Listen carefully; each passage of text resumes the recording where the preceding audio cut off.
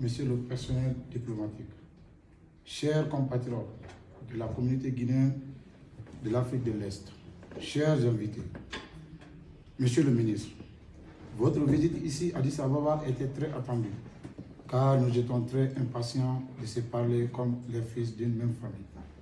Chose faite par la volonté de Dieu. Nous ne pouvons que vous remercier sans vous mentir. Et soyez rassurés que nous vivons ici en parfaite harmonie, avec tout le personnel diplomatique, avec à sa tête, Monsieur l'ambassadeur Elhadj Nouké Kaba, ambassadeur extraordinaire et plénipotentiaire près de la République fédérale d'Éthiopie et Union africaine. Nous n'avons pas à nous plaindre, car nos problèmes trouvent solution une fois qu'on les soumet. Depuis le 5 septembre, date à laquelle le CNRA a pris le pouvoir, donc à sa tête, son Excellence colonel Mamadi Doumbouya, président de la transition, chef des armées.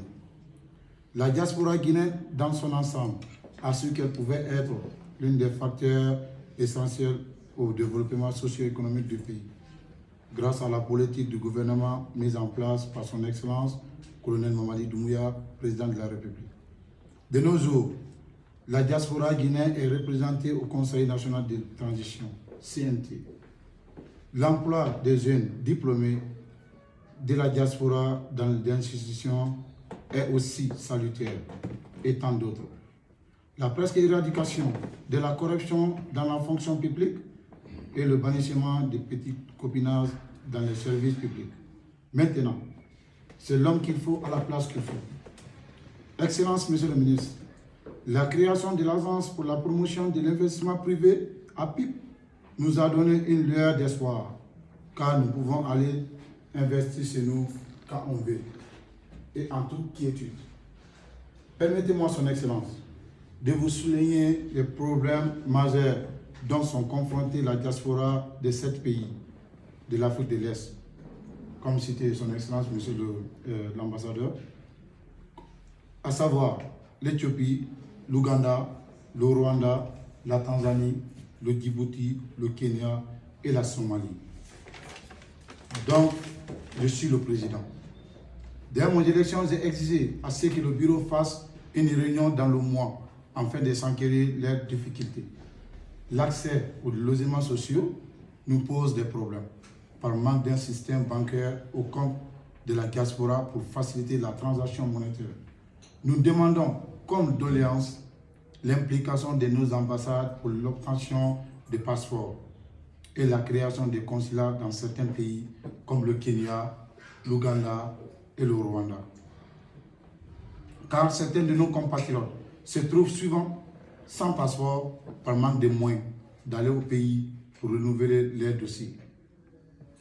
Nous avons des enfants nés en Afrique de l'Est et certains de leurs parents ne sont pas disponibles pour une raison ou une autre. Certains sont élevés par des mères célibataires qui ne sont pas guinéennes. Monsieur le ministre, vous pouvez mettre en place un système adéquat qui permettra d'obtenir le passeport sans se déplacer. Certes, l'insertion dans la vie sociale des pays d'accueil n'est pas facile, mais on se soumet tout en respectant les lois. Comprend toujours Son Excellence, Monsieur l'ambassadeur. D'autre part, pour ce qui concerne la situation de nos compatriotes ici à Addis Ababa, je vous réitère une fois encore que nous vivions en parfaite harmonie.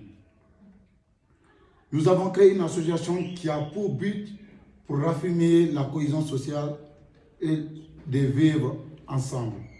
Pour cela, nous organisons la réunion à chaque fin de semaine pour cotiser afin de subvenir à certains de nos besoins. Comme le cas des malades, l'envoi de l'argent à la famille en cas de décès, etc. etc. Croyez-moi, Son Excellence, Monsieur le ministre, que nos maigres moyens sont insuffisants pour faire face à tous nos problèmes, comme la prise en charge totale en cas de maladie grave, voire même l'évacuation des maladies au pays. Bien que l'ambassade nous assiste souvent. Monsieur le ministre, vous êtes bien placé à nous comprendre et à nous soutenir, car vous avez passé 20 ans ici en Éthiopie. Donc vous connaissez la situation, ce qui se passe en Éthiopie et en Afrique de l'Est. Pas seulement en Éthiopie, que parce que je suis en Éthiopie, mais en Afrique de l'Est. Donc je suis le président. Au retour, par ma voix, transmettez nos sincères salutations à son Excellence colonel Mamadi Doumbouya, président de la transition, chef de l'État, chef suprême des armées, que la communauté guinéenne de l'Afrique de l'Est, son ensemble, est satisfait de son effort consenti par lui et son gouvernement pour le développement du pays et d'avoir associé aussi la diaspora à son gigantesque projet de développement. Nous prions Dieu pour qu'il lui donne la santé, la force de réaliser son rêve pour le développement de notre cher pays qui est la Guinée. Que Dieu bénisse la Guinée. Je vous remercie.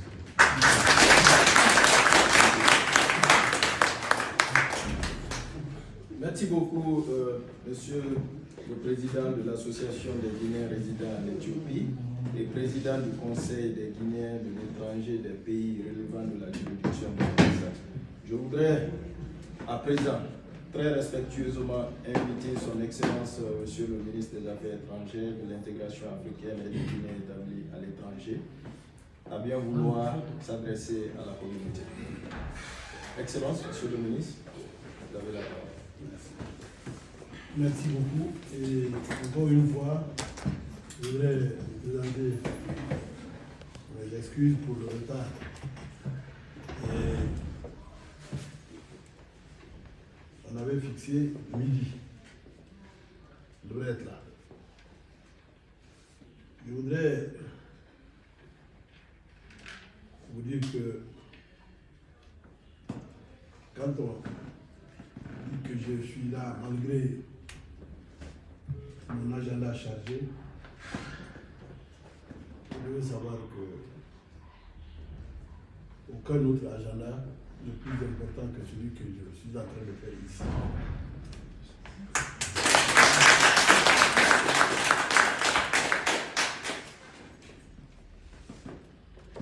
Ni